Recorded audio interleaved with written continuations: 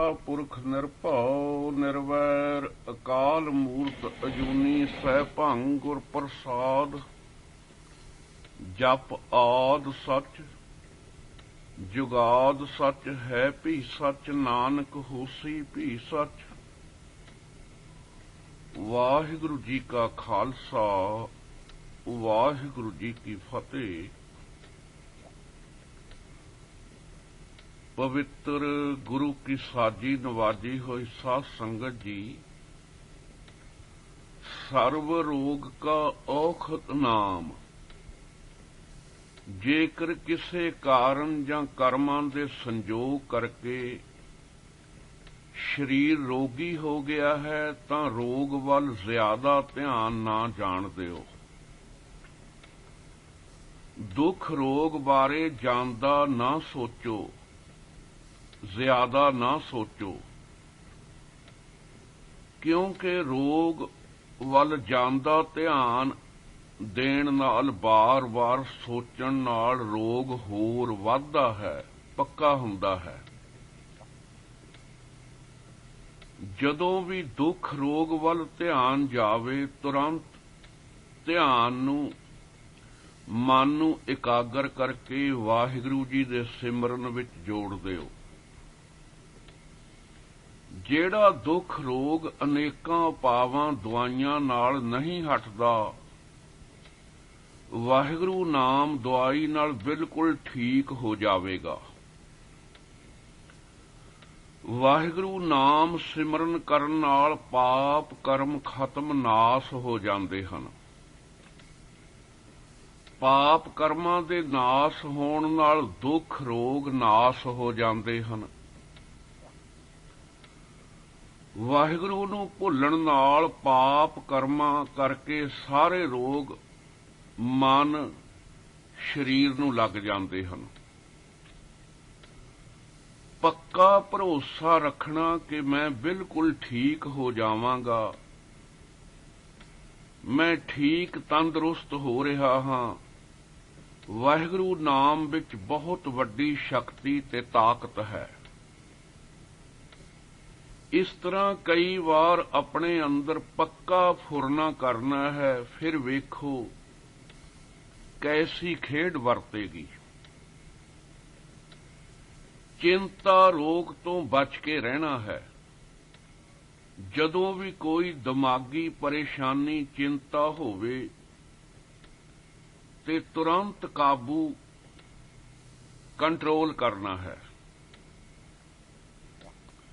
ਉਸ ਨੂੰ ਵਧਣ ਨਹੀਂ ਦੇਣਾ। ਮਨ ਪੂਰਾ ਇਕਾਗਰ ਕਰਕੇ ਵਾਹਿਗੁਰੂ ਸਿਮਰਨ ਸ਼ੁਰੂ ਕਰ ਦੇਣਾ ਹੈ। 5-10 ਮਿੰਟ ਸਿਮਰਨ ਕਰਨ ਨਾਲ ਚਿੰਤਾ ਪਰੇਸ਼ਾਨੀ ਵਾਲੀ ਗੱਲ ਭੁੱਲ ਜਾਂਦੀ ਹੈ। ਕਿਸੇ ਗੱਲ ਦਾ ਦਿਮਾਗ ਤੇ ਮਨ ਤੇ ਬੋਝ ਨਹੀਂ ਪੈਣ ਦੇਣਾ। ਸੋਚ ਦਿਮਾਗੀ ਪਰੇਸ਼ਾਨੀ ਨਾਲ ਹੀ ਰੋਗਾਂ ਦੀ ਸ਼ੁਰੂਆਤ ਤੇ ਆਰੰਭਤਾ ਹੁੰਦੀ ਹੈ। ਸਵਾਸ ਮਨ ਇਕਾਗਰ ਕਰਕੇ ਵਾਹਿਗੁਰੂ ਗੁਰਮੰਤਰ ਦਾ ਸਿਮਰਨ ਕਰਨ ਵਾਲੇ ਉੱਪਰ ਕਿਸੇ ਜਾਦੂ ਟੂਣੇ ਮਲੀਨ ਰੂਹਾਂ ਦਾ ਬਿਲਕੁਲ ਅਸਰ ਪ੍ਰਭਾਵ ਨਹੀਂ ਪੈਂਦਾ। ਇਸ ਲਈ ਬੰਦੇ ਨੂੰ ਆਪਣੇ ਵਿਚਾਰ ਸੰਕਲਪ ਚੰਗੇ ਰੱਖਣੇ ਚਾਹੀਦੇ ਹਨ। ਜਦੋਂ ਵੇਖੋ ਕਿ ਮੇਰੇ ਵਿਚਾਰ ਸੰਕਲਪ ਮਾੜੇ ਪਵਿੱਤਰ ਹੋਣ ਲੱਗ ਪਏ ਹਨ, ਉਸ ਵੇਲੇ ਗੱਲ ਪੱਕੀ ਸਮਝ ਲਓ ਕਿ ਮੇਰੇ ਤੇ ਕੋਈ ਵੱਡੀ ਮੁਸੀਬਤ ਸੰਕਟ ਆਉਣ ਵਾਲਾ ਹੈ। ਵਾਹਿਗੁਰੂ ਗੁਰਮੰਤਰ ਦਾ ਸਿਮਰਨ ਸ਼ੁਰੂ ਕਰ ਦਿਓ। ਆਪਣੇ ਵਿਚਾਰ ਫੁਰਨਿਆਂ ਨੂੰ ਪਵਿੱਤਰ ਬਣਾ ਲਓ। ਫਿਰ ਕਦੀ ਸੰਕਟ ਮੁਸੀਬਤ ਤੁਹਾਨੂੰ ਡਰਾ ਨਹੀਂ ਸਕਦੀ। ਚੰਗੇ ਵਿਚਾਰਾਂ ਵਾਲੇ ਬੰਦੇ ਤੇ ਜੇਕਰ ਕਦੇ ਅਚਾਨਕ ਮੁਸੀਬਤ ਆ ਵੀ ਜਾਵੇ ਤਾਂ ਦੂਜੇ ਲੋਕੀ ਉਸ ਦਾ ਦੁੱਖ ਵੰਡ ਲੈਂਦੇ ਹਨ। ਇਸ ਲਈ ਜੇ ਤੁਸੀਂ ਆਪਣੇ ਜੀਵਨ ਵਿੱਚ ਦੁੱਖ ਘੱਟ ਕਰਨਾ ਚਾਹੁੰਦੇ ਹੋ ਤਾਂ ਬੁਰੇ ਵਿਚਾਰ ਮਾੜੇ ਸੰਕਲਪ ਤੋਂ ਬਚੋ।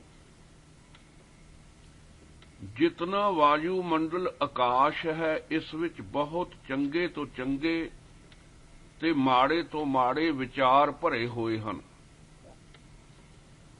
ਜਿਸ ਪਾਸੇ ਅਸੀਂ ਧਿਆਨ ਲਾਵਾਂਗੇ ਉਹ ਜਿਹੇ ਵਿਚਾਰਾਂ ਦੀ ਲਾਈਨ ਲੱਗ ਜਾਂਦੀ ਹੈ। ਲਗਾਤਾਰ ਵੈਸੇ ਹੀ ਵਿਚਾਰ ਆਈ ਜਾਣਗੇ। ਜਿੰਨਾ ਚਿਰ ਅਸੀਂ ਪੂਰੇ ਜ਼ੋਰ ਨਾਲ ਉਹਨਾਂ ਨੂੰ ਨਹੀਂ ਰੋਕਾਂਗੇ, ਹਰ ਹੁਨਰ ਹਰ ਤਰ੍ਹਾਂ ਦੇ ਇਲਮ ਦੇ ਵਿਚਾਰ ਆਕਾਸ਼ ਵਿੱਚ ਭਰੇ ਪਏ ਹਨ। ਇਸ ਕਰਕੇ ਜਿਹੜਾ ਬੰਦਾ ਜਿਸ ਹੁਨਰ ਇਲਮ ਕੰਮ ਵੱਲ ਜਾਂਦਾ ਇਕਾਗਰ ਹੋਵੇਗਾ, ਅਚਾਨਕ ਹੀ ਨਵੇਂ ਤੋਂ ਨਵੇਂ ਵਿਚਾਰ ਦਿਮਾਗ ਵਿੱਚ ਆ ਜਾਂਦੇ ਹਨ। ਇਸ ਕਰਕੇ ਬੰਦਾ ਉਸ ਕੰਮ ਹੁਨਰ ਗਿਆਨ ਵਿਗਿਆਨ ਵਿੱਚ ਸਫਲ ਹੋ ਜਾਂਦਾ ਹੈ। ਜੇਕਰ ਬੰਦਾ ਮਾੜੇ ਪਾਸੇ ਗੰਦੇ ਵਿਚਾਰਾਂ ਵੱਲ ਧਿਆਨ ਕਰੇਗਾ ਤਾਂ ਗੰਦੇ ਵਿਚਾਰ ਫੁਰਨੇ ਇਤਨੇ ਜ਼ਿਆਦਾ ਤੇਜ਼ੀ ਨਾਲ ਬਾਹਰੋਂ ਆਉਣਗੇ ਕਿ ਮਨੁੱਖ ਸੰਭਲ ਨਹੀਂ ਸਕੇਗਾ। ਜੀਵਨ ਭ੍ਰਿਸ਼ਟ ਹੋ ਜਾਏਗਾ। ਇਸ ਲਈ ਇਸ ਗੱਲ ਦਾ ਪੂਰਾ ਧਿਆਨ ਰੱਖਣਾ ਹੈ ਕਿ ਮਾੜੇ ਗੰਦੇ ਵਿਚਾਰ ਦਿਮਾਗ ਵਿੱਚ ਪ੍ਰਵੇਸ਼ ਨਾ ਹੋ ਸਕਣ। ਜੇਕਰ ਬਾਹਰੋਂ ਫੁਰਨਿਆਂ ਵਿਚਾਰਾਂ ਨੂੰ ਅੰਦਰ ਨਾ ਆਉਣ ਦਿੱਤਾ ਜਾਵੇ, ਉਹਨਾਂ ਨੂੰ ਬਾਹਰ ਹੀ ਧਕੇਲੀ ਜਾਵੋ। ਇਸ ਤਰ੍ਹਾਂ ਲਗਾਤਾਰ ਕਈ ਘੰਟੇ ਰੋਜ਼ਾਨਾ ਅਭਿਆਸ ਕਰਨ ਨਾਲ ਕੁਝ ਹੀ ਦਿਨਾਂ ਵਿੱਚ ਫੁਰਨੇ ਖਤਮ ਹੋ ਜਾਣਗੇ। ਅਫੁਰ ਨਿਰਵਾਣ ਪਦ ਅਵਸਥਾ ਪ੍ਰਾਪਤ ਹੋ ਜਾਵੇਗੀ।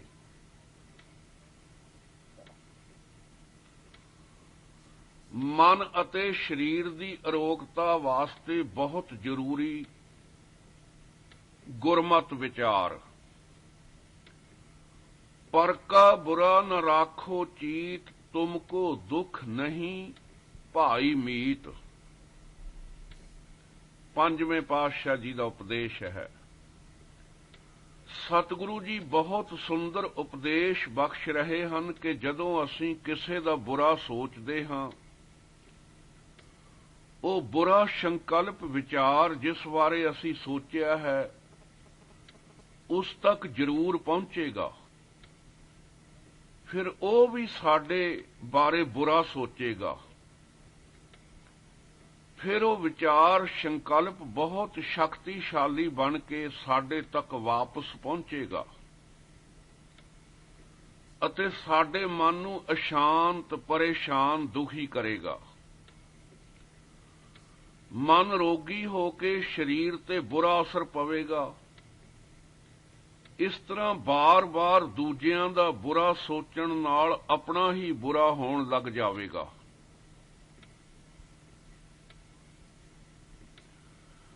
ਮਨ ਫਿਰ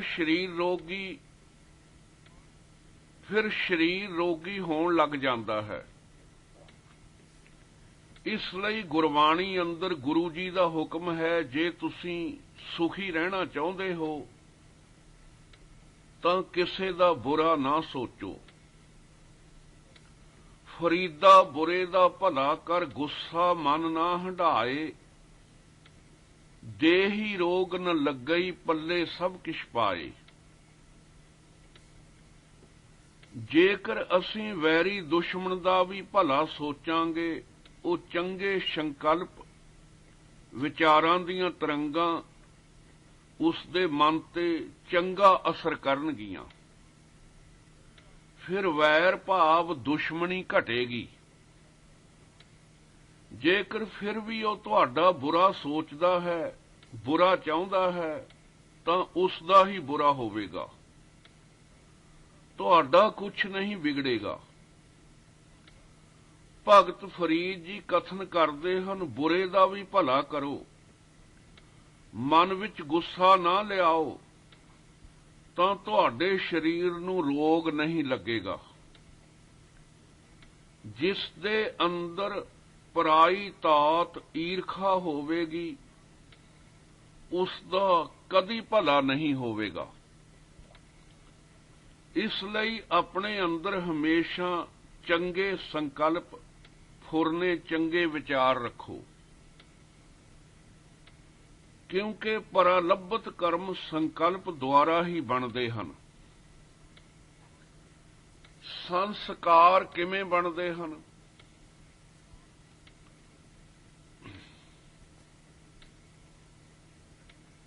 ਇਸ ਦਾ ਜਵਾਬ ਇਹ ਹੈ ਕਿ ਜਦੋਂ ਮਨ ਅੰਦਰ ਪਹਿਲੀ ਵਾਰ ਕੋਈ ਬੁਰਾ ਫੁਰਨਾ ਸੰਕਲਪ ਉੱਠਦਾ ਹੈ ਤਾਂ ਧਿਆਨ ਉਸ ਪਾਸੇ ਜਾਂਦਾ ਹੈ। ਦੂਜੀ ਵਾਰ ਫਿਰ, ਤੀਜੀ ਵਾਰ ਫਿਰ ਬੰਦਾ ਉਸ ਵਿੱਚੋਂ ਰਸ ਲੈਣ ਲੱਗ ਜਾਂਦਾ ਹੈ, ਜਾਂ ਬਾਰ-ਬਾਰ ਉਸ ਪਾਸੇ ਧਿਆਨ ਲਾ ਕੇ ਸੋਚਦਾ ਹੈ ਕਿ ਇਹ ਇਸ ਤਰ੍ਹਾਂ ਹੋ ਜਾਵੇ ਤਾਂ ਠੀਕ ਹੈ। ਫਿਰ ਜ਼ਿਆਦਾ ਧਿਆਨ ਉਸ ਪਾਸੇ ਜਾਣ ਨਾਲ ਉਹ ਸੰਕਲਪ ਫੁਰਨਾ ਪੱਕਾ ਹੋ ਜਾਂਦਾ ਹੈ। ਇਸੇ ਤਰ੍ਹਾਂ ਉਹ ਸੰਸਕਾਰ ਬਣ ਜਾਂਦਾ ਹੈ। ਫਿਰ ਨਾ ਚਾਹੁੰਦਾ ਹੋਇਆ ਵੀ ਬੰਦਾ ਉਹ ਪਾਪ ਕਰਮ ਕਰਦਾ ਹੈ।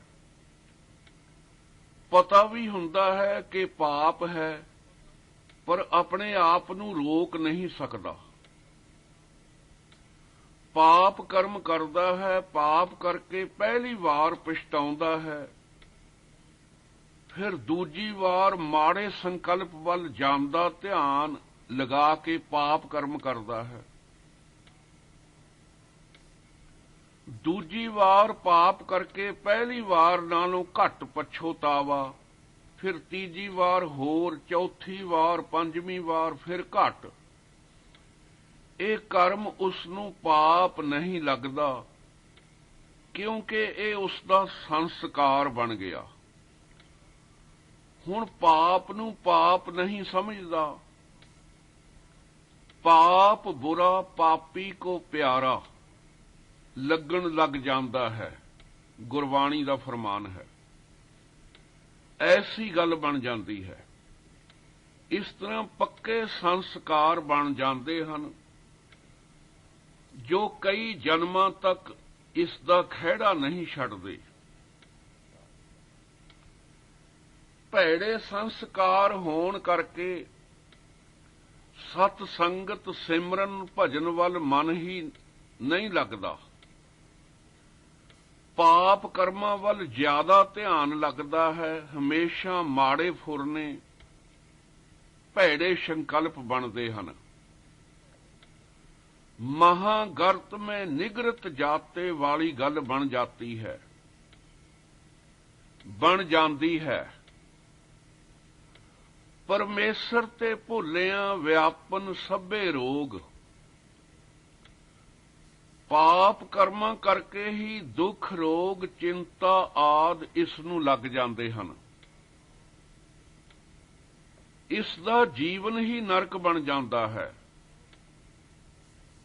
ਜਿਹੜਾ ਆਪ ਅਸ਼ਾਂਤ, ਪਰੇਸ਼ਾਨ, ਦੁਖੀ ਹੋਵੇਗਾ, ਉਹ ਭੈੜੇ, ਕਰੜੇ, ਕੌੜੇ ਬੋਲ ਬੋਲ ਕੇ ਦੂਜਿਆਂ ਦਾ ਮਨ ਵੀ ਅਸ਼ਾਂਤ, ਪਰੇਸ਼ਾਨ, ਦੁਖੀ ਕਰੇਗਾ। ਜੋ ਵਸਤੂ ਅੰਦਰ ਹੋਵੇਗੀ ਉਹੀ ਬਾਹਰ ਨਿਕਲੇਗੀ। ਸਾਰੀ ਵਿਚਾਰ ਦਾ ਸਿਧਾਂਤ ਇਹੀ ਹੈ ਕਿ ਬੰਦਾ ਆਪਣੇ ਹੀ ਗਲਤ ਸੰਸਕਾਰਾਂ ਕਰਕੇ ਪਾਪ ਕਰਮ ਕਰਦਾ ਹੈ। ਇਸ ਪਾਸੋਂ ਹੋਰ ਕੋਈ ਵੀ ਪਾਪ ਨਹੀਂ ਕਰਾਉਂਦਾ। ਕਈ ਜਨਮਾਂ ਦੇ ਮਾੜੇ ਸੰਸਕਾਰ ਇਸ ਨੂੰ ਪਾਪਾਂ ਵੱਲ ਪ੍ਰੇਰਦੇ ਹਨ। ਉਹਨਾਂ ਵੱਲ ਜ਼ਿਆਦਾ ਧਿਆਨ ਦੇਣ ਨਾਲ ਉਹ ਹੋਰ ਪੱਕ ਜਾਂਦੇ ਹਨ ਤੇ ਬੰਦਾ ਨਾ ਚਾਹੁੰਦਾ ਹੋਇਆ ਵੀ ਪਾਪ ਕਰਮਾਂ ਵਿੱਚ ਲੱਗ ਜਾਂਦਾ ਹੈ। ਜਿਸ ਕਰਕੇ ਪਹਿਲਾਂ ਮਨ ਰੋਗੀ ਹੁੰਦਾ ਹੈ, ਮਾਨਸਿਕ ਰੋਗਾਂ ਕਰਕੇ ਫਿਰ ਸਰੀਰ ਰੋਗੀ ਹੋ ਜਾਂਦਾ ਹੈ।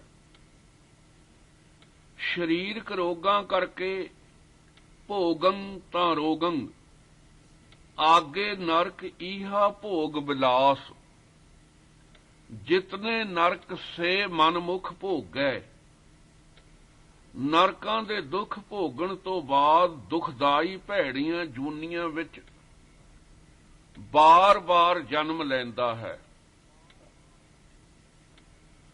ਮਾੜੇ ਸੰਸਕਾਰ ਖਤਮ ਕਿਵੇਂ ਹੋ ਸਕਦੇ ਹਨ? ਇਹਨਾਂ ਤੋਂ ਕਿਵੇਂ ਬਚਿਆ ਜਾਵੇ? ਵਾਹਿਗੁਰੂ ਨਾਮ ਸਿਮਰਨ ਕਰਕੇ ਮਾੜੇ ਸੰਸਕਾਰ ਖਤਮ ਹੁੰਦੇ ਹਨ ਤੇ ਇਹਨਾਂ ਤੋਂ ਬਚਿਆ ਜਾ ਸਕਦਾ ਹੈ।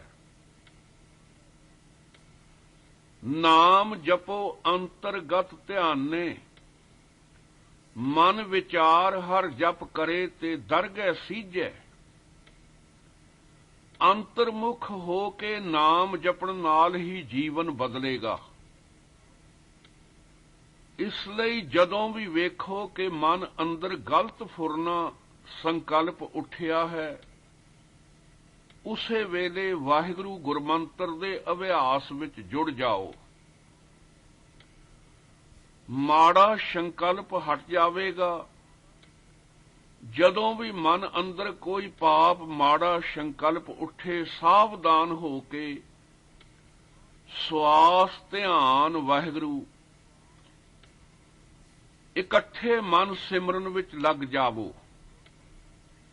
ਇਸ ਤਰ੍ਹਾਂ ਵਾਰ-ਵਾਰ ਅਭਿਆਸ ਕਰਨ ਨਾਲ ਮਾੜੇ ਸੰਸਕਾਰ ਖਤਮ ਹੋ ਜਾਂਦੇ ਹਨ ਅਤੇ ਚੰਗੇ ਸੰਸਕਾਰ ਅੰਦਰ ਪੈਦਾ ਹੋ ਜਾਂਦੇ ਹਨ।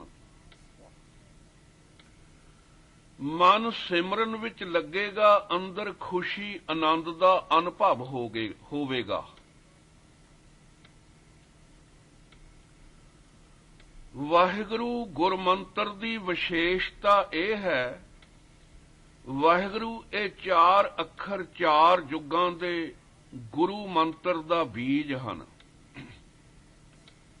ਇਸ ਕਰਕੇ ਇਹ ਗੁਰਮੰਤਰ ਦਾ ਜਾਪ ਕਰਨ ਵਾਲੇ ਨੂੰ ਬੇਅੰਤ ਅਥਾਹ ਸ਼ਕਤੀ ਪ੍ਰਾਪਤ ਹੋ ਜਾਂਦੀ ਹੈ।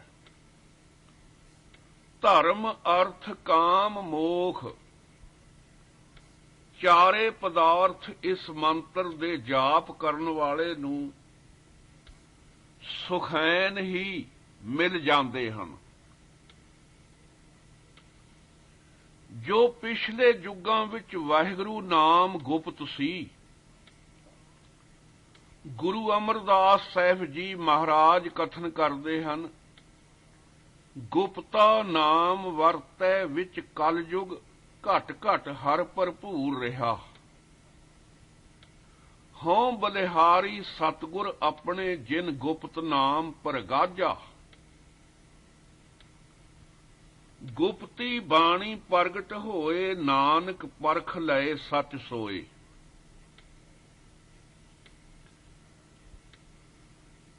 ਪਤੰਜਲੀ ਯੋਗ ਸੂਤਰਾਂ ਵਿੱਚ ਲਿਖਿਆ ਹੈ, ਜਦੋਂ ਸ੍ਰਿਸ਼ਟੀ ਦੀ ਰਚਨਾ ਤੋਂ ਪਹਿਲਾਂ 3 ਦੇਵਤੇ ਸ਼ਿਵ ਜੀ, ਵਿਸ਼ਨੂੰ, ਬ੍ਰਹਮਾ ਨੂੰ ਅਕਾਲ ਪੁਰਖ ਨੇ ਪੈਦਾ ਕੀਤਾ।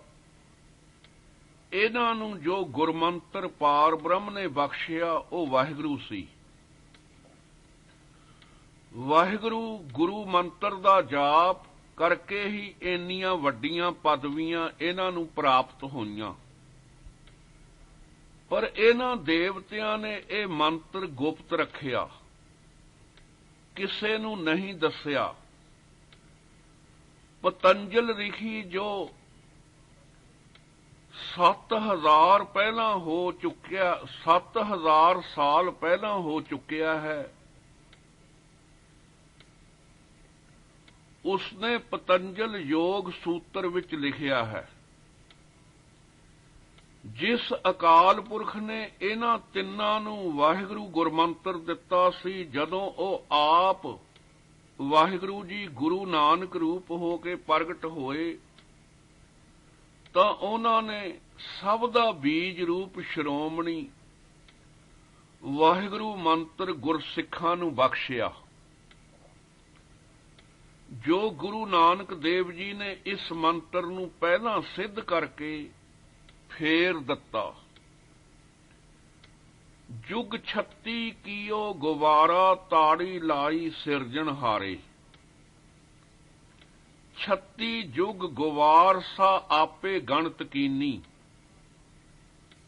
ਬ੍ਰਹਮ ਗਿਆਨੀ ਮਹਾਪੁਰਸ਼ਾਂ ਪਾਸੋਂ ਸੁਣਿਆ ਹੈ ਕਿ ਗੁਰੂ ਨਾਨਕ ਅਕਾਲ ਪੁਰਖ ਨੇ ਇੱਕ ਇੱਕ ਅੱਖਰ ਤੇ 9 ਜੁਗ ਜਾਪ ਕੀਤਾ। 36 ਜੁਗ ਵਾਹਿਗੁਰੂ ਮੰਤਰ ਤੇ ਜਾਪ ਕਰਕੇ ਸਿੱਧ ਕੀਤਾ। ਸਰਬਲੋ ਗ੍ਰੰਥ ਵਿੱਚ ਸ੍ਰੀ ਗੁਰੂ ਗੋਬਿੰਦ ਸਿੰਘ ਜੀ ਲਿਖਦੇ ਹਨ, ਸਾਰ ਮੰਤਰ ਚਾਰੋਂ ਕਾ ਚਾਰ, ਵਾਹਿਗੁਰੂ ਮੰਤਰ ਨਿਰਧਾਰ। ਕਲਪ ਕਲਪ ਪਰਤ ਅਕਸ਼ਰ ਕਹੀ, ਸ੍ਰੀ ਗੁਰੂ ਨਾਨਕ ਜਾਪਿਓ ਸਹੀ। ਨਿਜ ਆਤਮ ਪਰਮਾਤਮ ਦਰਸਿਓ, ਚਾਰ ਕਲਪ ਮੈਂ ਮੰਤਰ ਸਰਸਿਓ। ਸਾ ਮੰਤਰ ਪ੍ਰਭ ਖਾਲਸੈ ਦੀਨਾ, ਵਾਹਿਗੁਰੂ ਪਦ ਪਾਵਨ ਕੀਨਾ। 4 ਅਰਬ 32 ਕਰੋੜ ਸਾਲਾਂ ਦਾ ਇੱਕ ਕਲਪ ਹੁੰਦਾ ਹੈ। ਇੱਕ ਇੱਕ ਅੱਖਰ ਤੇ ਇੱਕ ਇੱਕ ਕਲਪ ਗੁਰੂ ਨਾਨਕ ਦੇਵ ਜੀ ਨੇ ਜਾਪ ਕੀਤਾ। 4 ਅੱਖਰ ਵਾਹਿਗੁਰੂ ਤੇ 4 ਕਲਪ ਜਾਪ ਕਰਕੇ ਅਥਾਹ ਸ਼ਕਤੀ ਇਸ ਮੰਤਰ ਵਿੱਚ ਭਰ ਕੇ ਭਾਵ ਸਿੱਧ ਕਰਕੇ ਗੁਰੂ ਨਾਨਕ ਦੇਵ ਜੀ ਨੇ ਗੁਰਸਿੱਖਾਂ ਨੂੰ ਬਖਸ਼ਿਆ। ਇਹ ਸਰਬਲੋ ਗ੍ਰੰਥ ਵਿੱਚ ਸ੍ਰੀ ਗੁਰੂ ਗੋਬਿੰਦ ਸਿੰਘ ਜੀ ਨੇ ਆਪ ਲਿਖਿਆ ਹੈ। ਵਾਹੇ ਸ਼ਬਦ ਫਾਰਸੀ ਜ਼ੁਬਾਨ ਦਾ ਅਤੇ ਗੁਰੂ ਸੰਸਕ੍ਰਿਤ ਦਾ ਹੈ। ਵਾਹੇ ਦਾ ਅਰਥ ਅਸਚਰਜ ਹਨ। ਮਹਾ ਵਿਸਮਾਦ ਰੂਪ, ਜਿਸ ਬਾਰੇ ਕੁਝ ਕਿਹਾ ਨਹੀਂ ਜਾ ਸਕਦਾ, ਜੋ ਮਨ ਬਾਣੀ ਬੁੱਧੀ ਤੋਂ ਪਰੇ ਹੈ। ਗੁਰੂ ਦਾ ਅਰਥ ਪ੍ਰਕਾਸ਼ ਰੂਪ ਹਨ। ਇਹ ਗੁਣ ਪਾਰ ਬ੍ਰਹਮ ਵਿੱਚ ਸਦਾ ਹਨ। ਉਹ ਸਦਾ ਹੀ ਅਸਚਰਜ ਮਹਾ ਵਿਸਮਾਦ ਪ੍ਰਕਾਸ਼ ਰੂਪ ਹੈ, ਜੋ ਅਚਲ ਮੂਰਤ ਅਨਭਉ ਪ੍ਰਕਾਸ਼ ਅਮਤੋਜ ਕਹੀਜੈ। ਸਭ ਦਾ ਗਿਆਨ ਦਾਤਾ, ਸਾਰਿਆਂ ਦਾ ਪ੍ਰਕਾਸ਼ਿਤ ਹੈ। ਵਾਹਿਗੁਰੂ ਕਹਿਣ ਨਾਲ ਕਿਸੇ ਤਰ੍ਹਾਂ ਦਾ ਆਕਾਰ ਸਾਹਮਣੇ ਨਹੀਂ ਆਵੇਗਾ। ਇਸ ਲਈ ਵਾਹਿਗੁਰੂ ਹੀ ਸ਼ਬਦ ਹੈ। ਸ਼ਬਦ ਤੋਂ ਹੀ ਓਮ ਓੰਕਾਰ ਆਦਿ ਸਾਰੇ ਪੈਦਾ ਹੋਏ ਹਨ। ਸ਼ਬਦੇ ਹੀ ਸਭ ਓਪਤ ਹੋਵੇ। ਵਾਹਿਗੁਰੂ ਹੀ ਸ਼ਬਦ ਹੈ, ਜਿਸ ਤੋਂ ਸਭ ਦੀ ਉਤਪਤੀ ਹੈ, ਜੋ ਸਭ ਦਾ ਆਦ ਰੂਪ, ਜਿਸ ਦੀ ਕੋਈ ਆਦ ਨਹੀਂ ਹੈ। ਅਨਭਉ ਦੁਆਰਾ ਜਿਸ ਦਾ ਗਿਆਨ ਹੁੰਦਾ ਹੈ। ਇਸ ਲਈ ਪਾਰ ਬ੍ਰਹਮ ਪਰਮੇਸ਼ਰ ਦੇ ਨਿਰਗੁਣ ਸਰਗੁਣ ਨਾਮਾਂ ਨਾਲੋਂ ਵਾਹਿਗੁਰੂ ਨਾਮ ਸ਼੍ਰੋਮਣੀ ਹੈ। ਸ਼ਬਦ ਸੁਰਤ ਦੇ ਮੇਲ ਬਾਰੇ ਗੁਰਮਤਿ ਵਿਚਾਰਾਂ। ਸੁਰਤ ਸ਼ਬਦ ਰਿਦ ਅੰਤਰ ਜਾਗੀ, ਅੰਮਿਓ ਝੋਲ ਝੋਲ ਪੀਜਾ ਹੈ। ਸ਼ਬਦ ਸੁਰਤ ਸੁਖ ਉਪਜੈ, ਪ੍ਰਭ ਰਾਤੋ ਸੁਖ ਸਾਰ।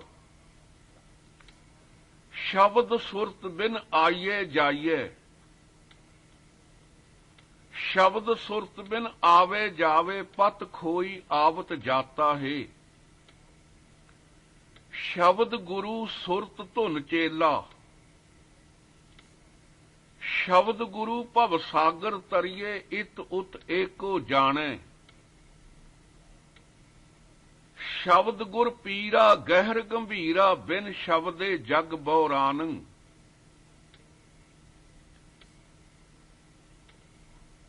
ਇਹਨਾਂ ਗੁਰ ਪ੍ਰਮਾਣਾਂ ਤੋਂ ਇਹ ਗੱਲ ਸਪਸ਼ਟ ਸਿੱਧ ਹੋ ਗਈ ਹੈ ਕਿ ਸ਼ਬਦ ਸੁਰਤ ਦੇ ਮੇਲ ਤੋਂ ਬਿਨਾਂ ਜਨਮ ਮਰਨ ਕਦੀ ਵੀ ਨਹੀਂ ਖਤਮ ਹੁੰਦਾ। ਸ਼ਬਦ ਵਾਹਿਗੁਰੂ ਹੈ।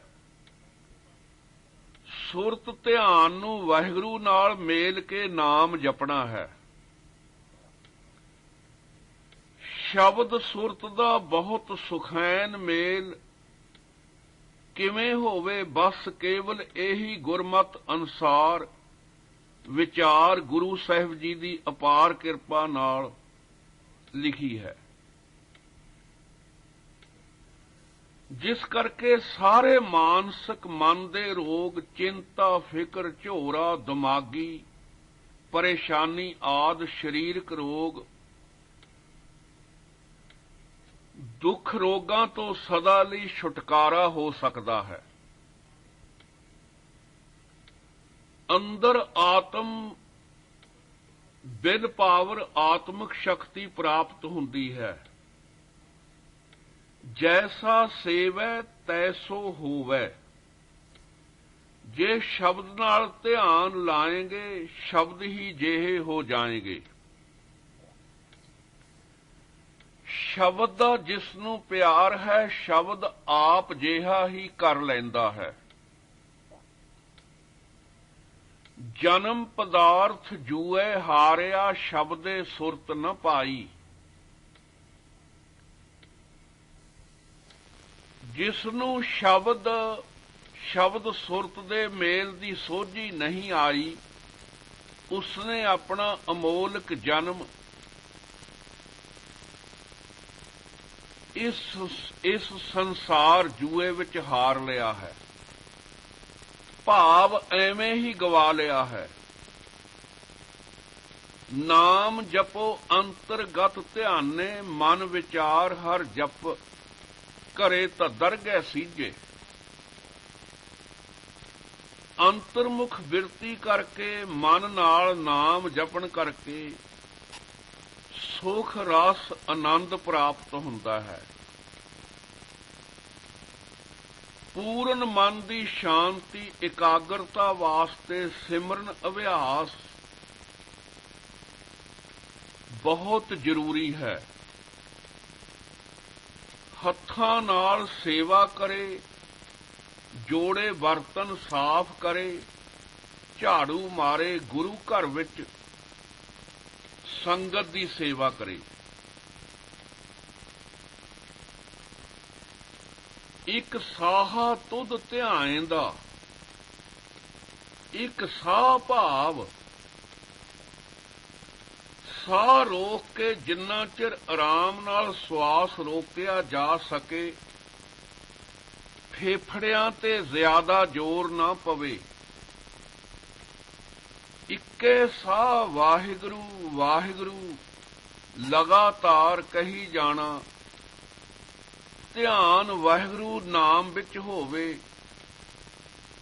ਕੰਨਾਂ ਨੂੰ ਸੁਣਨ ਵਿੱਚ ਲਾਉਣਾ, ਥੋੜਾ ਉੱਚੀ ਬੋਲ ਕੇ ਕੇਵਲ ਆਪਣੇ ਹੀ ਕੰਨਾਂ ਨੂੰ ਆਵਾਜ਼ ਸੁਣਾਈ ਦੇਵੇ। ਰਸਨਾ ਨਾਮ ਜਪੋ ਤਦ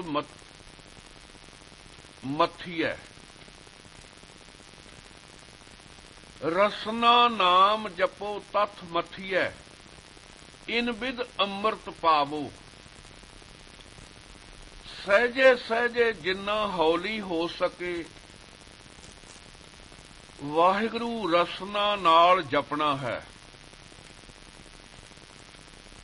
ਹਰ ਕਾ ਬਲੋਵਨਾ ਬਲੋਵੋ ਮੇਰੇ ਭਾਈ, ਸਹਿਜ ਬਲੋਵੋ ਜੈਸੇ ਤਤ ਨ ਜਾਈ।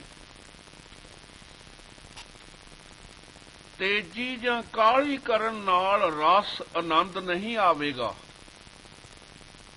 ਨਾ ਹੀ ਮਨ ਇਕਾਗਰ ਹੋਵੇਗਾ। ਜੇਕਰ ਗੁਰਬਾਣੀ ਦੀ ਵਿਚਾਰ ਕਰੀਏ ਤਾਂ ਕਿਤੇ ਵੀ ਗੁਰੂ ਸਾਹਿਬ ਜੀ ਨੇ ਤੇਜੀ ਅਤੇ ਕਾਹਲੀ ਦੀ ਆਗਿਆ ਨਹੀਂ ਦਿੱਤੀ। ਸਹਿਜੇ ਹੀ ਹਰ ਨਾਮ ਲਿਓ, ਹਰ ਤਤ ਨ ਖੋਈਐ। ਸਹਿਜੇ ਗਾਵਿਆ ਥਾਏ ਪਵੇ, ਬਿਨ ਸਹਿਜੇ ਕਥਨੀ ਬਾਦ। ਸਹਿਜੇ ਹੀ ਭਗਤ ਉਪਜੈ, ਸਹਿਜ ਪਿਆਰ ਬੈਰਾਗ। सहजे ही सुख शांत होए, बिन सहजे जीवन बाद। देह बिमल मत सदा शरीरा, सहज सहज गुण रवै कबीरा। जात जुलाहा मत का धीर, सहज सहज गुण रमै कबीर। सहजे सच धन खटिया, थोड़ा कदे न होए।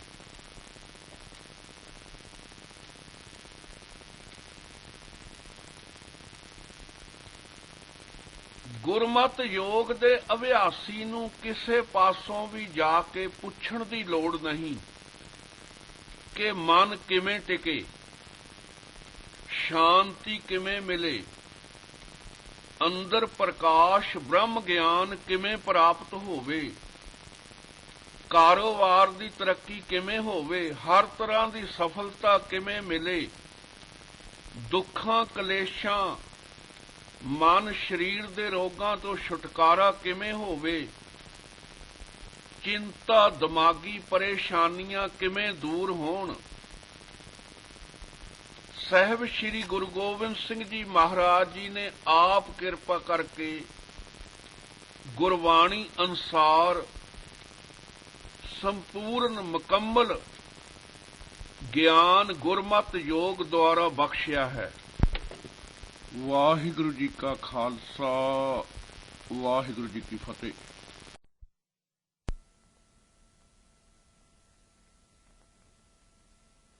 ਆਤਮਾ ਦੇ ਮੇਲ ਵਾਸਤੇ ਸਵਾਸ ਪੁਲ ਹਨ। ਆਤਮਾ ਤੱਕ ਸਵਾਸਾਂ ਨਾਲ ਹੀ ਪਹੁੰਚਿਆ ਜਾ ਸਕਦਾ ਹੈ। ਜਿੰਨਾ ਚਿਰ ਸਰੀਰ ਵਿੱਚ ਸਵਾਸ ਹਨ, ਉਨਾ ਚਿਰ ਆਤਮਾ ਅੰਦਰ ਰਹਿੰਦੀ ਹੈ। ਸਵਾਸ ਬੰਦ ਹੋਣ ਨਾਲ, ਪੂਰੇ ਹੋਣ ਨਾਲ ਸਰੀਰ ਨਾਲੋਂ ਆਤਮਾ ਦਾ ਸੰਬੰਧ ਟੁੱਟ ਜਾਂਦਾ ਹੈ। ਪੰਛੀ ਉੱਡ ਗਿਆ, ਪਿੰਜਰਾ ਪਿਆ ਰਹਿ ਗਿਆ। ਆਤਮ में राम, राम में आत्म चीनस गुर विचारा। कहो कबीर एह राम की अंश। ਮਨ ਵੀ ਸਵਾਸਾਂ ਦੇ ਘੋੜੇ ਤੇ ਅਸਵਾਰ ਹੋ ਕੇ ਹੀ ਬਾਹਰ ਦੌੜਦਾ ਹੈ। ਜੇ ਸਵਾਸ ਰੋਕ ਦੇਈਏ ਤਾਂ ਮਨ ਵੀ ਰੁਕ ਜਾਂਦਾ ਹੈ। ਸਵਾਸਾਂ ਦੀ ਅਸਵਾਰੀ ਤੋਂ ਬਿਨਾਂ ਮਨ ਦੌੜ ਨਹੀਂ ਸਕਦਾ। ਮਨ ਹਮੇਸ਼ਾ ਸੁਰਤ ਧਿਆਨ ਪਾਸੇ ਜਾਣ ਕਰਕੇ ਹੀ ਦੌੜਦਾ ਹੈ। ਜਦੋਂ ਸਵਾਸ ਬਾਹਰ ਨਿਕਲੇ, ਉਦੋਂ ਸਵਾਸ ਦਾ ਧਿਆਨ ਕਿ ਹੁਣ ਮੈਂ ਸਵਾਸ ਬਾਹਰ ਛੱਡਿਆ ਹੈ। ਫਿਰ ਜਿੰਨਾ ਚਿਰ ਸਵਾਸ ਅੰਦਰ ਲੈ ਕੇ ਫਿਰ ਬਾਹਰ ਨਹੀਂ ਛੱਡੋਗੇ, ਮਨ ਨਹੀਂ ਦੌੜੇਗਾ। ਜੇਕਰ ਆਉਂਦੇ ਜਾਂਦੇ ਸਵਾਸ ਦਾ ਪੂਰਾ ਪੂਰਾ ਧਿਆਨ ਰੱਖਿਆ ਜਾਵੇ ਕਿ ਹੁਣ ਸਵਾਸ ਅੰਦਰ ਗਿਆ, ਹੁਣ ਬਾਹਰ ਆਇਆ, ਇਸ ਤਰ੍ਹਾਂ ਧਿਆਨ ਰੱਖਣ ਨਾਲ ਵੀ ਮਨ ਟਿਕ ਜਾਂਦਾ ਹੈ। ਮਨ ਨਹੀਂ ਦੌੜੇਗਾ। ਜਦੋਂ ਜਰਾ ਵੀ ਧਿਆਨ ਪਾਸੇ ਗਿਆ, ਤੁਰੰਤ ਮਨ ਦੌੜ ਜਾਵੇਗਾ। ਇਸ ਲਈ ਆਉਂਦੇ ਜਾਂਦੇ ਸਵਾਸ ਦਾ ਪੂਰਾ ਧਿਆਨ ਰੱਖੋ। ਫਿਰ ਹੌਲੀ ਹੌਲੀ ਸਵਾਸ ਇੱਕ ਲੈ ਵਿੱਚ ਚੱਲਣ ਲੱਗ ਜਾਂਦੇ ਹਨ ਤੇ ਸਵਾਸਾਂ ਦੀ ਇੱਕ ਲੈ ਵੱਜ ਜਾਵੇ, ਧਿਆਨ ਵਿੱਚ ਹੋਵੇ, ਮਨ ਕਾਫੀ ਵਸ ਵਿੱਚ ਆ ਜਾਂਦਾ ਹੈ। ਸਾਸ ਸਾਸ ਅਰਾਧੇ ਨਿਰਮਲ ਸੋਏ ਜਨ, ਗੁਰਬਾਣੀ ਮੁਤਾਬਕ। ਗੁਰੂ ਸਾਹਿਬ ਜੀ ਵਾਰ-ਵਾਰ ਸਵਾਸ ਸਵਾਸ ਸਿਮਰਨ ਕਰਨ ਤੇ ਜ਼ਿਆਦਾ ਜ਼ੋਰ ਦਿੰਦੇ ਹਨ। ਇਹੀ ਜੁਗਤੀ ਢੰਗ ਸਭ ਤੋਂ ਸੌਖਾ ਤੇ ਸਰਲ ਹੈ। ਪਹਿਲਾਂ ਬੈਠ ਕੇ ਘੱਟ ਤੋਂ ਘੱਟ 1 ਘੰਟਾ ਰੋਜ਼ਾਨਾ ਅੰਮ੍ਰਿਤ ਵੇਲੇ ਬਹੁਤ ਚੰਗਾ ਹੈ। ਨਹੀਂ ਤਾਂ ਜਦੋਂ ਸਮਾਂ ਮਿਲੇ 1 ਘੰਟਾ ਰੋਜ਼ਾਨਾ ਲਗਾਤਾਰ ਵਾਹਿਗੁਰੂ ਦਾ ਸਿਮਰਨ ਹੋਵੇ। ਤੁਰਦੇ ਫਿਰਦੇ ਕੰਮ ਕਾਜ ਕਰਦਿਆਂ, ਸੌਣ ਲੱਗਿਆਂ, ਸੌਂ ਕੇ ਜਦੋਂ ਉੱਠੋ ਤੁਰੰਤ ਨੀਂਦ ਖੁੱਲਣ ਸਾਰ 5 ਮਿੰਟ ਬੈਠੇ ਜਾਂ ਲੇਟ ਕੇ ਹੀ ਜਾਪ ਕਰਨਾ ਬਹੁਤ ਜ਼ਰੂਰੀ ਹੈ। ਫਿਰ ਆਸਣ ਛੱਡਣਾ ਤੇ ਮਨ ਜੁੜਿਆ ਹੀ ਰਹੇਗਾ। ਇਹ ਆਤਮ ਗਿਆਨ ਦੀ ਪ੍ਰਾਪਤੀ ਵਾਸਤੇ ਬਹੁਤ ਹੀ ਸੌਖੀ ਸਰਲ ਵਿਧੀ ਹੈ। ਇਸ ਵਿਧੀ ਨਾਲ ਮਨ ਬਹੁਤ ਛੇਤੀ ਇਕਾਗਰ ਹੁੰਦਾ ਹੈ। ਰਸ ਆਨੰਦ ਖੁਸ਼ੀ ਹਿਰਦਾ ਕਮਲ ਖਿੜ ਜਾਂਦਾ ਹੈ। ਹਿਰਦੈ ਕਮਲ ਪ੍ਰਗਾਸਿਆ ਲਾਗਾ ਸਹਿਜ ਧਿਆਨ। ਜੇ ਗ੍ਰਸਤੀ ਹੈ ਤਾਂ ਉਸ ਨੂੰ 2.5 ਘੰਟੇ ਵਾਹਿਗੁਰੂ ਦਾ ਸਿਮਰਨ ਹਰ ਰੋਜ਼ ਜ਼ਰੂਰੀ ਹੈ। ਬਹਿੰਗਮ ਵਾਸਤੇ 5 ਘੰਟੇ ਰੋਜ਼ਾਨਾ ਲਗਾਤਾਰ ਵਾਹਿਗੁਰੂ ਗੁਰਮੰਤਰ ਦਾ ਜਾਪ ਕਰੇ ਤਾਂ ਇਸ ਜਨਮ ਵਿੱਚ ਹੀ ਕੁਝ ਸਾਲਾਂ ਅੰਦਰ ਹੀ ਬ੍ਰਹਮ ਗਿਆਨ ਦੀ ਪ੍ਰਾਪਤੀ ਹੋ ਜਾਵੇਗੀ। 1 ਮਹੀਨਾ ਬਾਅਦ ਹੀ ਸੁਭਾਅ ਬਦਲਣਾ ਸ਼ੁਰੂ ਹੋ ਜਾਂਦਾ ਹੈ। ਕਾਮ ਕ੍ਰੋਧ ਲੋਭ ਮੋਹ ਹੰਕਾਰ ਦਾ ਅਸਰ ਘਟਣਾ ਸ਼ੁਰੂ ਹੋ ਜਾਂਦਾ ਹੈ। ਆਪਣੇ ਆਪ ਨੂੰ ਪਤਾ ਲੱਗਣ ਲੱਗ ਜਾਂਦਾ ਹੈ ਕਿ ਆਤਮਿਕ ਆਨੰਦ ਆਉਣਾ ਸ਼ੁਰੂ ਹੋ ਜਾਂਦਾ ਹੈ। ਸਿਮਰਨ ਮਨ ਨੇ ਕਰਨਾ ਹੈ। ਮਨ ਸਿਮਰਨ ਕਰਨ ਵਿੱਚ ਸਵਾਸ ਧਿਆਨ ਸੁਰਤ ਵਾਹਿਗੁਰੂ ਇਹ ਚਾਰੇ ਇਕੱਠੇ ਹੋ ਗਏ। ਇਹਨਾਂ ਨੂੰ ਜੋ ਵੇਖਣ ਵਾਲਾ ਦੱਸਣ ਵਾਲਾ ਹੈ ਉਹ ਆਤਮਾ ਪਰਮ ਆਤਮਾ ਹੈ। ਜਦੋਂ ਪੁੱਛਿਆ ਜਾਵੇ ਕਿ ਤੇਰਾ ਮਨ ਸਿਮਰਨ ਵਿੱਚ ਟਿਕਿਆ ਹੈ ਕਿ ਨਹੀਂ, ਜਾਂ ਕਿੰਨੀ ਵਾਰ ਵਾਹਿਗੁਰੂ ਕਿਹਾ ਹੈ ਤੇ ਮਨ ਕਿਸੇ ਪਾਸੇ ਗਿਆ ਤਾਂ ਨਹੀਂ, ਤਾਂ ਸਿਮਰਨ ਕਰਨ ਵਾਲਾ ਦੱਸਦਾ ਹੈ ਕਿ ਮੈਂ ਇਤਨੀ ਵਾਰ ਵਾਹਿਗੁਰੂ ਵਾਹਿਗੁਰੂ 5 ਜਾਂ 10 ਵਾਰ ਵਾਹਿਗੁਰੂ ਕਿਹਾ। ਮਨ ਸਿਮਰਨ ਵਿੱਚ ਹੀ ਜੁੜਿਆ ਰਿਹਾ, ਇੱਧਰ ਉੱਧਰ ਨਹੀਂ ਗਿਆ। ਇਕਾਗਰਤਾ ਦਾ ਆਨੰਦ ਆਇਆ ਹੈ। ਇਹ ਜੋ ਦੱਸਣ ਵਾਲਾ ਹੈ ਇਹ ਵੱਖਰਾ ਆਤਮਾ ਪਰਮਾਤਮਾ ਦੀ ਜੋਤ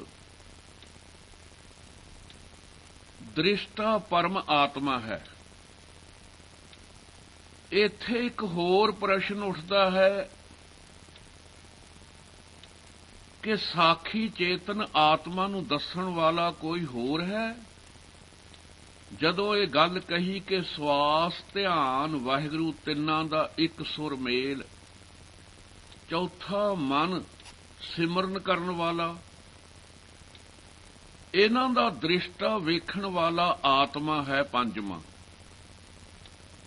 ਹੁਣ ਜਿਸ ਨੇ ਦੱਸਿਆ ਕਿ ਦ੍ਰਿਸ਼ਟਾ ਹੀ ਆਤਮਾ ਹੈ ਉਹ ਫਿਰ ਕੌਣ ਹੈ? ਇਸ ਦਾ ਉੱਤਰ ਜਵਾਬ ਗੁਰੂ ਰਾਮਦਾਸ ਸਾਹਿਬ ਜੀ ਦਿੰਦੇ ਹਨ।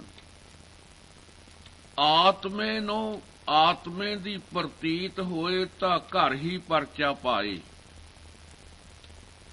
ਜਿਸ ਤਰ੍ਹਾਂ ਜਦੋਂ ਮਨੁੱਖ ਸ਼ੀਸ਼ੇ ਵਿੱਚ ਆਪਣਾ ਦਰਸ਼ਨ ਕਰਦਾ ਹੈ ਤਾਂ ਆਪ ਹੀ ਆਪਣਾ ਦਰਸ਼ਨ ਕਰਦਾ, ਆਪਣੇ ਆਪ ਨੂੰ ਆਪ ਹੀ ਵੇਖਦਾ ਹੈ।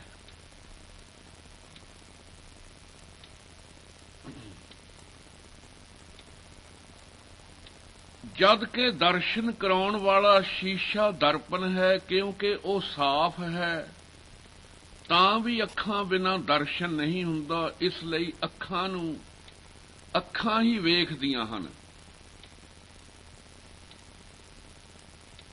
ਜੇਕਰ ਸੌਣ ਲੱਗਿਆਂ ਸਿਮਰਨ ਕਰਦਿਆਂ ਸਵਾਸ ਧਿਆਨ ਵਾਹਿਗੁਰੂ ਤਿੰਨੇ ਇਕੱਠੇ ਹਨ, ਮਨ ਸਿਮਰਨ ਵਿੱਚ ਜੁੜਿਆ ਹੈ, ਇਹ ਚਾਰੇ ਇੱਕ ਬਿਕ ਹੋ ਕੇ ਚੱਲ ਰਹੇ ਹਨ ਤਾਂ ਰਸ ਆਨੰਦ ਐਸਾ ਹੈ ਕਿ ਨੀਂਦ ਨਹੀਂ ਆਉਂਦੀ।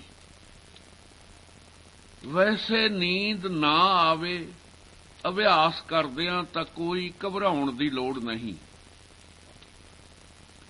ਨੀਂਦ ਦੋ ਤਰ੍ਹਾਂ ਨਾਲ ਖਤਮ ਹੁੰਦੀ ਹੈ, ਇੱਕ ਜ਼ਿਆਦਾ ਤਣਾਅ ਚਿੰਤਾ ਨਾਲ, ਦੂਸਰਾ ਕਿ ਦਿਮਾਗ ਵਿੱਚ ਸ਼ਾਂਤ ਨਹੀਂ ਹੈ, ਇਸ ਕਰਕੇ ਨੀਂਦ ਨਹੀਂ ਆਉਂਦੀ। ਦੂਜਾ ਬਹੁਤ ਜ਼ਿਆਦਾ ਸ਼ਾਂਤੀ ਆਨੰਦ ਰਸ ਆਉਣ ਨਾਲ ਵੀ ਨੀਂਦ ਬਹੁਤ ਘਟ ਜਾਂਦੀ ਹੈ। ਇਸ ਲਈ ਜੇਕਰ ਇਕਾਗਰਤਾ ਸਹਿਤ ਨਾਮ ਅਭਿਆਸ ਨਾਲ ਨੀਂਦ ਨਾ ਆਵੇ ਤਾਂ ਚਿੰਤਾ ਨਹੀਂ ਕਰਨੀ, ਕਿਉਂਕਿ ਜੋ ਵਿਸਰਾਮ ਨੀਂਦ ਨਾਲ ਮਿਲਦਾ ਹੈ ਉਹ ਇਕਾਗਰਤਾ ਸਹਿਤ ਨਾਮ ਜਪਣ ਨਾਲ ਮਿਲ ਜਾਂਦਾ ਹੈ। ਇਸੇ ਕਰਕੇ ਨਾਮ ਅਭਿਆਸੀ ਮਹਾਂਪੁਰਖ ਬਹੁਤ ਘੱਟ ਨੀਂਦ ਲੈਂਦੇ ਹਨ। ਵਾਹਿਗੁਰੂ ਦੀ ਰਜ਼ਾ ਭਾਣੇ ਵਿੱਚ ਰਹਿਣ ਨਾਲ ਵੀ ਸ਼ਾਂਤੀ ਮਿਲ ਜਾਂਦੀ ਹੈ। ਭਾਣੇ ਦਾ ਅਰਥ ਹੈ ਜੋ ਕੁਝ ਵੀ ਹੋ ਰਿਹਾ ਹੈ ਮੈਨੂੰ ਪ੍ਰਵਾਨ ਹੈ। ਜਦੋਂ ਅਸੀਂ ਦੁੱਖ ਨਿਰਾਦਰ ਨੂੰ ਕਬੂਲ ਲਵਾਂਗੇ ਫਿਰ ਸਾਨੂੰ ਕੋਈ ਦੁੱਖ ਨਹੀਂ ਦੇ ਸਕਦਾ। ਨਿਰਾਦਰ ਅਪਮਾਨ ਨਹੀਂ ਕੋਈ ਕਰ ਸਕਦਾ। ਦੁੱਖ ਹਮੇਸ਼ਾ ਸੰਘਰਸ਼ ਵਿੱਚ ਵਿਰੋਧ ਕਰਕੇ ਹੁੰਦਾ ਹੈ। ਇਸ ਲਈ ਦੁੱਖ ਸੁੱਖ ਮਾਨ ਅਪਮਾਨ ਲਈ ਰਾਜੀ ਹੋਣ ਨਾਲ ਮਨ ਸ਼ਾਂਤ ਹੋ ਜਾਵੇਗਾ। ਜਾਂ ਦੁੱਖ ਸੁੱਖ ਮਾਨ ਅਪਮਾਨ ਨੂੰ ਦੋਨਾਂ ਨੂੰ ਛੱਡ ਦੇਣ ਨਾਲ ਵੀ ਮਨ ਸ਼ਾਂਤ ਹੋ ਜਾਂਦਾ ਹੈ। ਪਰ ਇਹ ਬਹੁਤ ਮੁਸ਼ਕਲ ਗੱਲ ਹੈ। ਨਾਮ ਜਾਪ ਨਾਲ ਹੀ ਦੁੱਖ ਸੁੱਖ ਮਾਨ ਅਪਮਾਨ ਵਿੱਚ ਇੱਕੋ ਜਿਹਾ ਰਹਿਣ ਦਾ ਬਲ ਤਾਕਤ ਮਿਲਦੀ ਹੈ। ਲੜਨ ਦਾ ਵਿਰੋਧ ਸੰਘਰਸ਼ ਦਾ ਪ੍ਰਯੋਗ ਅਸੀਂ ਕਰੋੜਾਂ ਜਨਮਾਂ ਤੋਂ ਕਰਦੇ ਆਏ ਹਾਂ। ਇੱਕ ਦਿਨ ਇਹ ਵੀ ਕਰਕੇ ਵੇਖੀਏ ਕਿ ਅੱਜ ਸਵੇਰ ਤੋਂ ਕੱਲ ਸਵੇਰ ਤੱਕ ਜੋ ਵੀ ਹੋਵੇਗਾ ਮੈਂ ਉਸ ਨੂੰ ਕਬੂਲ ਕਰ ਲਵਾਂਗਾ। ਕਿਤੇ ਕਿਸੇ ਗੱਲ ਕਰਕੇ ਮੈਂ ਵਿਰੋਧ ਨਹੀਂ ਕਰਾਂਗਾ। ਜੋ ਵੀ ਹੋਵੇਗਾ ਮੈਨੂੰ ਪੂਰੀ ਤਰ੍ਹਾਂ ਨਾਲ ਪ੍ਰਵਾਨ ਹੈ। ਇਹ ਤਜਰਬਾ ਕਰਕੇ ਵੇਖੋ, ਜੀਵਨ ਵਿੱਚ ਇੱਕ ਨਵਾਂ ਮੋੜ ਆਵੇਗਾ। ਅਸ਼ਾਂਤੀ ਨੂੰ, ਦੁੱਖ ਨੂੰ, ਮੌਤ ਨੂੰ ਪ੍ਰਵਾਨ ਕਬੂਲ ਕਰਨ ਨਾਲ ਜੀਵਨ ਬਦਲਣਾ ਸ਼ੁਰੂ ਹੋ ਜਾਵੇਗਾ। ਜਿਸ ਨੂੰ ਅਸੀਂ ਕਬੂਲ ਪ੍ਰਵਾਨ ਕਰ ਲੈਂਦੇ ਹਾਂ ਉਸ ਤੋਂ ਫਿਰ ਅਸੀਂ ਪਾਰ ਹੋ ਜਾਵਾਂਗੇ। ਬਹੁਤ ਹੀ ਅਮੋਲਕ ਤੇ ਇਹ ਸੁੰਦਰ ਵਿਚਾਰ ਹੈ। ਫਿਰ ਵੀ ਨੀਂਦ ਵਾਸਤੇ ਕੁਝ ਵਿਚਾਰ ਇਸ ਪ੍ਰਕਾਰ ਹੈ। ਜੇਕਰ ਚੰਗੀ ਗੂੜੀ ਨੀਂਦ ਲੈਣੀ ਹੈ ਤਾਂ ਬਿਸਤਰ ਤੇ ਲੇਟ ਕੇ ਇੱਕੋ ਸਾਹ ਨਾਲ ਹੌਲੀ ਹੌਲੀ ਮੂੰਹ ਵਿੱਚ ਹੀ ਰਸਨਾ ਨਾਲ ਵਾਹਿਗੁਰੂ ਵਾਹਿਗੁਰੂ ਲਗਾਤਾਰ ਸਾਹ ਰੋਕ ਕੇ ਕਹੀ ਜਾਣਾ। ਆਵਾਜ਼ ਬਿਲਕੁਲ ਬਾਹਰ ਨਾ ਨਿਕਲੇ, ਕਿਸੇ ਦੂਜੇ ਨੂੰ ਬਿਲਕੁਲ ਪਤਾ ਨਾ ਲੱਗੇ। ਬਿਸਤਰ ਆਸਣ ਤੇ ਲੇਟ ਜਾਵੋ, ਸਰੀਰ ਨੂੰ ਬਿਲਕੁਲ ਢਿੱਲਾ ਛੱਡ ਦੇਣਾ ਹੈ। ਸਰੀਰ ਵਿੱਚ ਕਿਤੇ ਵੀ ਤਣਾਅ ਨਾ ਹੋਵੇ। ਇੱਕੋ ਸਾਹ, ਜਿੰਨਾ ਸਾਹ ਆਰਾਮ ਨਾਲ ਰੋਕਿਆ ਜਾ ਸਕੇ, ਇੱਕ ਸਵਾਸ ਵਿੱਚ 20 ਜਾਂ 25 ਵਾਰ ਵਾਹਿਗੁਰੂ ਕਿਹਾ ਜਾਵੇ। ਪੂਰਾ ਧਿਆਨ ਵਾਹਿਗੁਰੂ ਵਿੱਚ ਰੱਖੋ। ਕੇਵਲ ਬੁੱਲ ਹੋਠ ਹਿੱਲਣ, ਆਵਾਜ਼ ਬਿਲਕੁਲ ਨਹੀਂ ਨਿਕਲਣੀ ਚਾਹੀਦੀ। ਦੂਜੇ ਨਾਲ ਪਏ ਪ੍ਰੇਮੀ ਨੂੰ ਵੀ ਪਤਾ ਨਾ ਲੱਗੇ। ਐਸਾ ਕਰਨ ਤੇ ਵੀ ਮਨ ਟਿਕ ਜਾਂਦਾ ਹੈ। ਈੜਾ ਪਿੰਗਲਾ और सुखमना तीन बसे एक ठाई, बैणी संगम तय पराग मन मंजन करे तिथाई। गुरु ग्रंथ साहब जी विच है। ਈੜਾ ਪਿੰਗਲਾ ਸੁਖਮਨਾ ਜਿੱਥੇ ਤਿੰਨੇ ਨਾੜੀਆਂ ਇਕੱਠੀਆਂ ਹੁੰਦੀਆਂ ਹਨ, ਇਸ ਦਾ ਨਾਮ ਤਿਰਕੁਟੀ ਹੈ।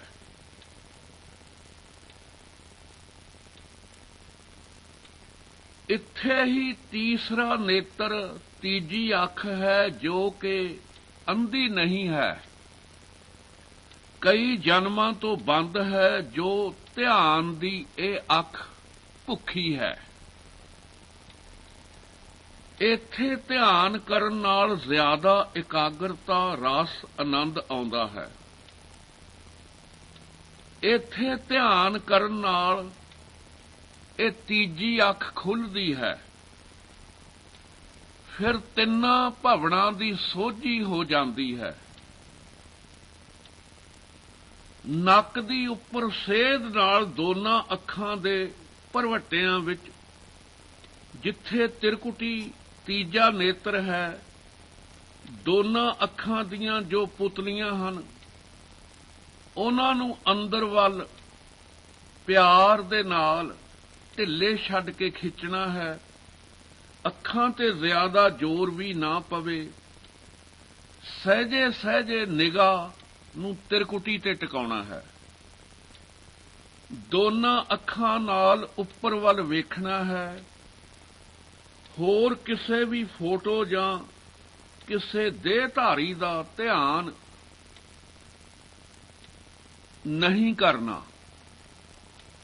ਧਿਆਨ ਕੇਵਲ ਵਾਹਿਗੁਰੂ ਦਾ ਕਰਨਾ ਹੈ। ਜਦੋਂ ਸੁਰਤ ਈੜਾ ਪਿੰਗਲਾ ਰਾਹੀਂ ਉੱਪਰ ਚੜ੍ਹਦੀ ਹੈ, ਇਹ ਦੋ ਨਾੜੀਆਂ ਜਦੋਂ ਸਿੱਧ ਹੋ ਜਾਂਦੀਆਂ ਹਨ ਤਾਂ ਸੁਖਮਨਾ ਤੀਸਰੀ ਨਾੜੀ ਖੁੱਲ੍ਹਦੀ ਹੈ। ਜਦੋਂ ਉਸ ਅੰਦਰ ਪ੍ਰਾਣ ਵਾਯੂ ਪ੍ਰਵੇਸ਼ ਕਰਦੀ ਹੈ ਤਾਂ ਅਨਹਦ ਵਾਜੇ ਸੁਣਾਈ ਦੇਣ ਲੱਗ ਜਾਂਦੇ ਹਨ। ਤੇਰਾ ਜਨ ਨਿਰਤ ਕਰੇ ਗੁਣ ਗਾਵੇ, ਰਬਾਬ ਪਖਾਵਜ ਤਾਲ ਘੁੰਗਰੂ ਅਨਹਦ ਸ਼ਬਦ ਵਜਾਵੇ। ਅਪ ਤੇਜ ਵਾਏ ਪ੍ਰਿਥਵੀ ਆਕਾਸਾ, ਤਿਨਮੇ ਪੰਚ ਤਤ ਘਰ ਵਾਸਾ। ਗੁਰਬਾਣੀ ਅਨੁਸਾਰ ਪੰਜਾਂ ਤੱਤਾਂ ਰਾਹੀਂ ਅਨਹਦ ਸ਼ਬਦ ਪੰਜ ਤਰ੍ਹਾਂ ਦਾ ਪ੍ਰਗਟ ਹੋ ਜਾਂਦਾ ਹੈ। ਅੱਗੇ ਜਿਵੇਂ ਜਿਵੇਂ ਸੁਰਤ ਬਰੀਕ ਨਾੜੀਆਂ ਵਿੱਚੋਂ ਜਾਂਦੀ ਹੈ, ਉਵੇਂ ਉਵੇਂ ਬਹੁਤ ਹੀ ਸੁੰਦਰ ਸੁਰੀਲੀਆਂ ਆਵਾਜ਼ਾਂ ਪੈਦਾ ਹੁੰਦੀਆਂ ਹਨ। ਕਰ ਕਰ ਤਾਲ ਪਖਾਵਜ ਨੈਣੋ ਵਜੇ ਰਬਾਬਾ, ਕਰਨੋ ਮੱਧ ਬਾਸਰੀ ਬਾਜੇ ਜਿਹਵਾ ਪੁਨ ਅਗਾਜ਼ਾ। ਨਿਰਤ ਕਰੇ ਕਰ ਮਨੁਆ ਨਾਚੇ ਆਣੇ ਘੂੰਗਰ ਵਾਜਾ। ਗੁਰਬਾਣੀ ਮੁਤਾਬਕ ਇਹ ਪੰਜ ਤਰ੍ਹਾਂ ਦੇ ਸ਼ਬਦ ਹਨ। ਇਹ ਬੜਾ ਹੀ ਕਠਨ ਰਸਤਾ ਹੈ। ਇੱਥੇ ਤਿਰਕੁਟੀ ਅਸਥਾਨ ਤੇ ਬਹੁਤ ਜ਼ਿਆਦਾ ਦੇਰ ਤੱਕ ਅਭਿਆਸ ਕਰਨਾ ਪੈਂਦਾ ਹੈ। ਬੜੀ ਹੀ ਸਖਤ ਘਾਲਨਾ ਨਾਲ ਇਹ ਬੱਜਰ ਕਵਾੜ ਖੁੱਲ੍ਹਦੇ ਹਨ। 9 ਦਰਵਾਜੇ ਕਾਇਆ ਕੋਟ ਹੈ, 10ਵੇਂ ਗੁਪਤ ਰਖੀਜੈ। ਬੱਜਰ ਕਪਾਟ ਨ ਖੁੱਲਣੀ, ਗੁਰ ਸ਼ਬਦ ਖੁਲੀਜੈ। ਤਿਰਕੁਟੀ ਛੁਟੈ 10ਵਾਂ, ਦਰ ਖੁੱਲੇ ਤਾਂ ਮਨ ਖੀਵਾ ਭਾਈ। ਕਾਚੀ ਮਟਕੀ ਬਿਨਸ ਬਿਨਾਸਾ, ਜਿਸ ਛੂਟੈ ਤਿਰਕੁਟੀ ਤਿਸ ਨਿਜ ਘਰ ਵਾਸਾ। ਨੌ ਦਰ ਠਾਕੇ ਧਾਵਤ ਰਹਾਏ, ਦਸਵੇਂ ਨਿਜ ਘਰ ਵਾਸਾ ਪਾਏ। ਉਥੇ ਅਨਹਦ ਸ਼ਬਦ ਵੱਜੈ, ਦਿਨ ਰਾਤੀ ਗੁਰਮਤੀ ਸ਼ਬਦ ਸੁਣਾਵਣਿਆ। ਤਿਰਕੁਟੀ ਤੋਂ ਅੱਗੇ 10ਵਾਂ ਦੁਆਰ ਹੈ। ਉਥੇ ਦੀ ਲੀਲਾ ਅਸਚਰਜ ਹੈ। ਉਹੋ ਹੀ ਜਾਣਦਾ ਹੈ ਜਿਹੜਾ ਉੱਥੇ ਪੁੱਜਾ ਹੈ। ਅੰਮ੍ਰਿਤ ਰਸ ਸਤਿਗੁਰੂ ਚੋਂ ਆਇਆ, 10ਵੇਂ ਦੁਆਰ ਪ੍ਰਗਟ ਹੋਏ ਆਇਆ। ਤੈ ਅਨਹਦ ਸ਼ਬਦ ਵੱਜੇ, ਧੁਨ ਬਾਣੀ ਸਹਿਜੇ ਸਹਿਜ ਸਮਾਈ। ਸਹਿਜੇ ਸਹਿਜ ਸਮਾਈ ਹੈ। 10ਵੇਂ द्वार कूंजी जब दीजै, तो दयाल को दर्शन कीजै। त्रिकुटी अस्थान ते वाहिगुरू नाम दा अभ्यास ध्यान करन नाल मन उन्मनी अवस्था नूं प्राप्त करदा है। ध्यान सिमरन वाहिगुरू दा करना है। गुर का शब्द मेरे अंतर ध्यान, हों कबू न छोड़ो हर का नाम। वाहिगुरू नाम दा अभ्यास करने करके गुरमुख जनां दे 6 ਚੱਕਰ अपने आप विन्ने जांदे हन ते कुंडलनी उल्ट के अपने आप खुल जांदी है। मन 10ਵੇਂ द्वार ਦਾ दरवाजा जा खड़काउंदा है। नाम ही 10ਮ द्वार दी कुंजी है। दयालु वाहिगुरू दा दर्शन करके मन साधक सिद्धि नूं प्राप्त करदा है। सिद्धि प्राप्त दी यही निशानी है कि वह जल थल विच अपना आप अनुभव करदा है। साधक सिद्ध लखे जो भेओ, आपे करता आपे देओ। जल थल मैं आपे आप, आपे जपो अपना जाप। इस पूर्ण ब्रह्म ज्ञान की अवस्था विच मन अपना वजूद खत्म कर देंदा है। कबीर जी का उपदेश है, इस मन को नहीं आवन जाना, जिसका भरम गया तिन साच पछाना। इस मन को रूप न रेखिया काई, हुक्मे होया हुक्म बज समाई। मन दा वजूद खत्म होण ते ब्रह्म ज्ञानी अनुभव करदा है कि ये चेतन हुक्म विच मन बनिया सी, पर हुक्म नूं बुझ के उसे विच समा गया, तां ये मन आत्मा रूप हो गया। आत्मा रूप होए मन नूं कबीर जी मान दे रहे हन। अब मन उल्ट सनातन हुआ,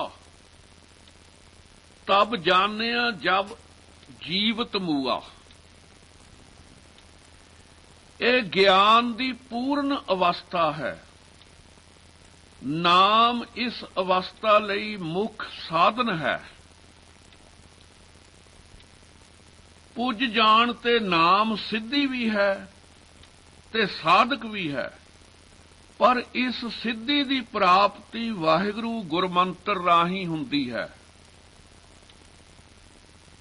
सिद्धि वास्ते गुरु दी कृपा ही मुख है। 10ਮ द्वारा अगम अपारा, परम पुरख की घाटी। ऊपर हाट हाट पर आला, आले भीतर थाती। 10ਵੇਂ द्वार तो अगे सुन मंडल है। सुन मंडल का कथन करना मुश्किल है, कथन तो परे है। ਸੁਨ ਸਮਾਦ ਅਨਹਦ ਤੈ ਨਾਦ, ਕਹਿਣ ਨਾ ਜਾਈ ਆਚਰਲ ਵਿਸਮਾਦ। ਸੁਨ ਸਮਾਦ ਗੁਫਾ ਤੈ ਆਸਨ, ਕੇਵਲ ਬ੍ਰਹਮ ਪੂਰਨ ਤੈ ਬਾਸਨ। ਗੁਰੂ ਗ੍ਰੰਥ ਸਾਹਿਬ ਜੀ ਅਨੁਸਾਰ ਭਗਤ ਸੰਗ ਪ੍ਰਭ ਗੋਸ਼ਟ ਕਰਤ, ਤੈ ਹਰਖ ਨਾ ਸੋਗ ਨਾ ਜਨਮ ਨਾ ਮਰਤ। ਸੁਨ ਮੰਡਲ ਜਿੱਥੇ ਵਾਹਿਗੁਰੂ ਦੇ ਭਗਤਾਂ ਨਾਲ, ਜਿੱਥੇ ਵਾਹਿਗੁਰੂ ਨਾਲ ਗੁਰਸਿੱਖ ਭਗਤ ਗੱਲਾਂ ਕਰਦੇ ਹਨ, ਇਸ ਲਈ ਸੁਨ ਸਮਾਦ ਰਹੇ ਲਿਵ ਲਾਗੇ, ਏਕਾ ਏਕੀ ਸ਼ਬਦ ਵਿਚਾਰ। ਸੁਨ ਮੰਡਲ ਤੋਂ ਅੱਗੇ ਤੁਰਿਆ ਅਵਸਥਾ ਹੈ, ਜੋ ਸੰਤ ਜਨਾਂ ਦੀ ਨਿਜ ਆਪਣੀ ਅਵਸਥਾ ਹੈ।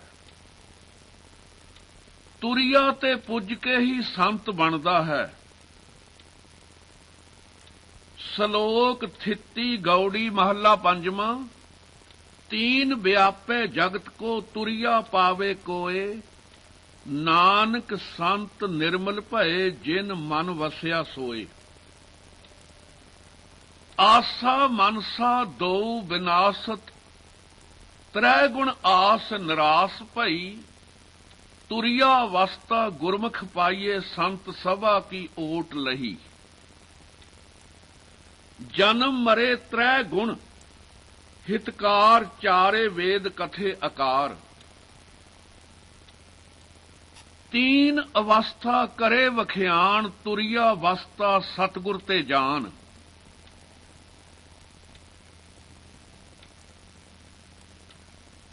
ਤੁਰਿਆ ਅਵਸਥਾ ਤੇ ਪੁੱਜ ਕੇ ਸੰਤ ਤੇ ਵਾਹਿਗੁਰੂ ਵਿੱਚ ਕੋਈ ਭੇਦ ਨਹੀਂ ਰਹਿ ਜਾਂਦਾ। ਸੰਤ ਅਨੰਤ ਹੈ ਅੰਤਰ ਨਾਹੀ, ਸੰਤਾਂ ਕੋ ਮਤ ਕੋਈ ਨਿੰਦੋ, ਸੰਤ ਰਾਮ ਹੈ ਏਕੋ। ਰਾਮ ਕਬੀਰਾ ਏਕ ਭਏ ਹੈ, ਕੋਏ ਨ ਸਕੇ ਪਛਾਨੀ ਵਾਲੀ ਅਵਸਥਾ ਬਣ ਜਾਂਦੀ ਹੈ। ਅਖੀਰ ਵਿੱਚ ਸੱਚਖੰਡ ਹੈ। ਗੁਰੂ ਨਾਨਕ ਦੇਵ ਜੀ ਮਹਾਰਾਜ ਜੀ ਦੇ ਘਰ ਦੇ ਗੁਰਸਿੱਖ ਇਹ ਅਵਸਥਾ ਪ੍ਰਾਪਤ ਕਰਦੇ ਹਨ। ਸੱਚਖੰਡ ਜਿੱਥੇ ਗੁਰਸਿੱਖ ਸੰਤਾਂ ਦਾ ਨਿਵਾਸ ਹੈ, ਉੱਥੇ ਦੀਆਂ ਗੱਲਾਂ ਕਹਿਣ ਤੋਂ ਪਰੇ ਹਨ। ਸੱਚਖੰਡ ਵਸੈ ਨਿਰੰਕਾਰ, ਕਰ ਕਰ ਵੇਖੈ ਨਦਰ ਨਿਹਾਲ। ਤਿੱਥੈ ਖੰਡ ਮੰਡਲ ਵਰ ਭੰਡ, ਜੇ ਕੋ ਕਥੇ ਤਾਂ ਅੰਤ ਨ ਅੰਤ।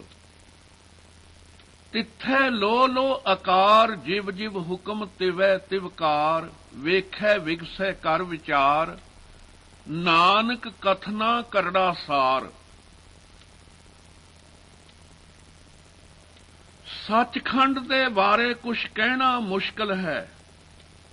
ਬੇਅੰਤ ਪੀਰ ਪੈਗੰਬਰ ਬ੍ਰਹਮਾ ਵਿਸ਼ਨੂੰ ਮਹੇਸ਼ ਹੱਥ ਜੋੜ ਕੇ ਖਲੋਤੇ ਹਨ। ਉਸ ਅਵਨਾਸ਼ੀ ਅਗੰਮ ਅਗੋਚਰ ਦੇ ਹੁਕਮ ਦੀ ਉਡੀਕ ਕਰ ਰਹੇ ਹਨ।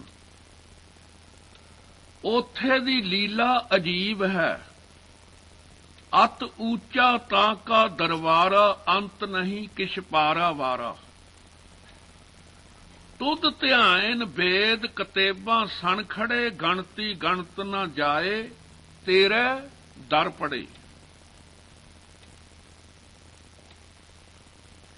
ਇਸ ਤਰ੍ਹਾਂ ਸਿਮਰਨ ਕਰਦਿਆਂ ਨਾ ਜਾਣ ਵਾਲੀ ਹਉਮੈ ਨੂੰ ਵਾਹਿਗੁਰੂ ਜੀ ਦੀ ਕਿਰਪਾ ਨਾਲ ਅਭਿਆਸੀ ਸਰੀਰ ਚੋਂ ਬਾਹਰ ਕੱਢ ਦਿੰਦਾ ਹੈ। ਜੀਵ ਆਤਮਾ ਜੂਨਾਂ ਵਿੱਚ ਨਹੀਂ ਆਉਂਦੀ। ਪੰਜ ਤੱਤਾਂ ਦੀ ਆਦ ਰੂਪ ਪਵਨ ਵਿੱਚ ਪਵਨ, ਨਾਦੇ ਆਕਾਸ਼ ਵਿੱਚ ਆਕਾਸ਼, ਸਲਲੇ ਪਾਣੀ ਵਿੱਚ ਪਾਣੀ ਮਿਲ ਕੇ ਅਭੇਦ ਹੋ ਜਾਂਦਾ ਹੈ। ਇਸੇ ਤਰ੍ਹਾਂ ਹੀ ਬ੍ਰਹਮ ਵਿੱਚ ਬ੍ਰਹਮ ਮਿਲ ਕੇ ਬ੍ਰਹਮ ਰੂਪ ਹੋ ਕੇ ਸਹਿਜ ਆਤਮਾ ਸਮਾ ਗਈ ਹੈ।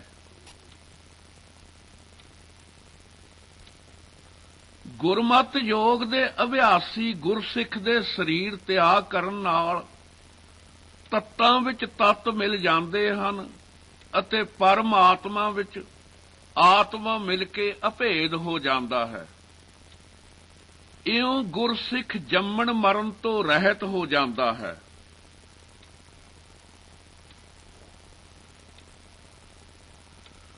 ਪਵਨ ਸਵਾਸਾਂ ਨੂੰ ਉਲਟਾ ਕੇ ਮੱਛੀ ਵਾਂਗੂ ਮਨ ਨੂੰ ਉਲਟਾ ਕੇ ਤਰਵੈਣੀ ਦਾ ਪੂਰਾ ਪੂਰਾ ਮੇਲ ਹੋ ਜਾਂਦਾ ਹੈ। ਫਿਰ ਤ੍ਰਿਕੁਟੀ ਤੋਂ ਲੰਘ ਕੇ ਮਨ ਸੁੱਖਾਂ ਦੇ ਸਮੁੰਦਰ ਵਿੱਚ ਸਮਾ ਜਾਂਦਾ ਹੈ। ਜਿਵੇਂ ਸੂਰਜ ਨੂੰ ਵੇਖ ਕੇ ਚੱਕਈ, ਚੰਦਰਮਾ ਨੂੰ ਵੇਖ ਕੇ ਚਕੋਰ, ਬੱਦਲਾਂ ਦੇ ਘਨਘੋਰ ਨੂੰ ਸੁਣ ਕੇ ਮੋਰ, ਸਵਾਂਤੀ ਬੂੰਦ ਲੈ ਕੇ ਪਪੀਹਾ ਆਨੰਦ ਰੂਪ ਵਿੱਚ ਹੋ ਜਾਂਦੇ ਹਨ। ਕਮਲ ਜਲ ਵਿੱਚ ਨਿਰਮਲ ਨਿਰਲੇਪ ਹੋ ਕੇ ਟਿਕਿਆ ਰਹਿੰਦਾ ਹੈ। ਇਸੇ ਤਰ੍ਹਾਂ ਨਿਰਲੇਪ ਹੋ ਕੇ ਵਾਹਿਗੁਰੂ ਦੇ ਪਿਆਰੇ ਗੁਰਸਿੱਖ ਉੱਚੀ ਅਵਸਥਾ ਵਿੱਚ ਟਿਕੇ ਰਹਿੰਦੇ ਹਨ। ਮੱਛੀ ਜਿਹੀ ਗਤੀ ਵਾਲੇ ਚੰਚਲ ਮਨ ਤੇ ਸਵਾਸਾਂ ਨੂੰ ਉਲਟਾ ਕੇ ਸੁਖਮਨਾਂ ਦੇ ਮਿਲਾਪ ਦੀ ਜਗ੍ਹਾ ਜੋ ਦਸਮ ਦੁਆਰ ਹੈ, ਉੱਥੇ ਜਾਂਦੇ ਸਵਾਸ ਮਨ ਤੇ ਸੁਰਤ ਨੂੰ ਟਿਕਾ ਲਵੇ। ਜੋਤ ਮੈਂ ਜੋਤੀ ਸਰੂਪ ਦਾਮਨ, ਚਮਤਕਾਰ ਗਰਜਤ ਅਨਹਦ ਸ਼ਬਦ ਨਿਸ਼ਾਨ ਹੈ। ਫਿਰ ਜਦ ਜੋਤੀ ਵਿੱਚ ਜੋਤੀ ਸਰੂਪ ਹੋ ਕੇ ਮਿਲੇਗਾ ਤਾਂ ਬਿਜਲੀ ਦੇ ਚਮਤਕਾਰ ਜਿਹਾ ਪ੍ਰਕਾਸ਼ ਹੋਵੇਗਾ ਅਤੇ ਬੱਦਲਾਂ ਦੇ ਗਰਜਨ ਜਿਹਾ ਅਨਹਦ ਸ਼ਬਦ ਪ੍ਰਗਟ ਹੋ ਜਾਵੇਗਾ। ਨਿੱਜਰ ਅਪਾਰ ਧਾਰ ਵਰਖਾ ਅੰਮ੍ਰਿਤ ਜਲ ਸੇਵਕ, ਸਫਲ ਫਲ ਸਰਬ ਨਿਧਾਨ ਹੈ। ਉਸ ਵੇਲੇ ਜਨ ਦੀ ਨਿੱਜਰ ਵਰਖਾ ਹੋਣ ਵਾਂਗੂ ਅੰਮ੍ਰਿਤ ਜਲ ਦੀ ਅਪਾਰ ਧਾਰਾ ਰੂਪ ਲਗਾਤਾਰ ਬਾਰਿਸ਼ ਹੋਵੇਗੀ, ਜਿਸ ਕਰਕੇ ਸੇਵਕ ਨੂੰ ਸਾਰੇ ਫਲ ਤੇ ਸਾਰੇ ਖਜ਼ਾਨੇ ਸਤੇ ਸੁਧ ਹੀ ਪ੍ਰਾਪਤ ਹੋ ਜਾਂਦੇ ਹਨ।